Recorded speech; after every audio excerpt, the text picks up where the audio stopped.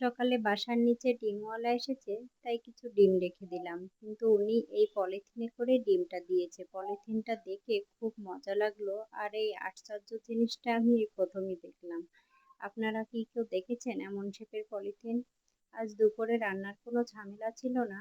মেয়েদের বাবা বলল যে তোমাকে আজ রান্না করতে হবে না, আমি বাইরে থেকে কিছু নিয়ে আসবো। তারপর দেখি এই যে কাচ্চি ভাইয়ের মাটন তেহেরি নিয়ে এসেছে।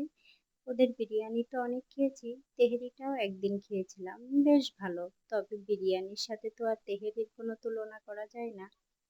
তবে আজ এই তেহেরি নিয়ে আসাতে আমার বড় মেয়ে কিন্তু অনেক খুশি হয়েছে।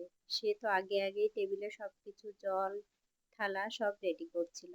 এদিকে এখন সবাই মিলে খেতে বসেছি, খেতে কিন্তু বেশ ভালোই ছিল। আপনারা কে কে এই কাচ্চি ভাইয়ের মাটন তেহেরি খেয়েছেন জানাবেন। খাওয়া দাওয়া শেষ করে কিছুক্ষণ রেস্ট নিয়ে এখন বিকালে একটু বাইরে বের হচ্ছি। অবশ্য অনেক দিন হয়ে গেল, ভাবছি একটু বাইরে যাব, কিন্তু যাওয়াই হচ্ছে না। কিছু দরকারি জিনিস কেনাকাটারও করা আছে, এই জন্য তাড়াতাড়ি করে রেডি হয়ে নিচ্ছি। আকাশে আবার ঘন কালো মেঘ করেছে। এখন তো বুঝতেই পারছি না যে যেতে পারবো কিনা। যে পরিমাণ মেঘ করেছে, সাথে আবার দেখছি ধীরে ধীরে বৃষ্টিও নেমে গিয়েছে। তারপরেও অনেক বেশি দরকার বাইরে যাওয়ার, সেজন্য ভাবলাম যে রেডি হয়ে যেভাবেই হোক যেতেই হবে আজ।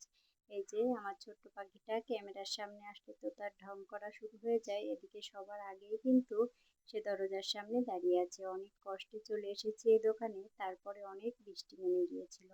সবাই ভালো থাকবেন, সাবধানে থাকবেন। আজকের মতো এখানে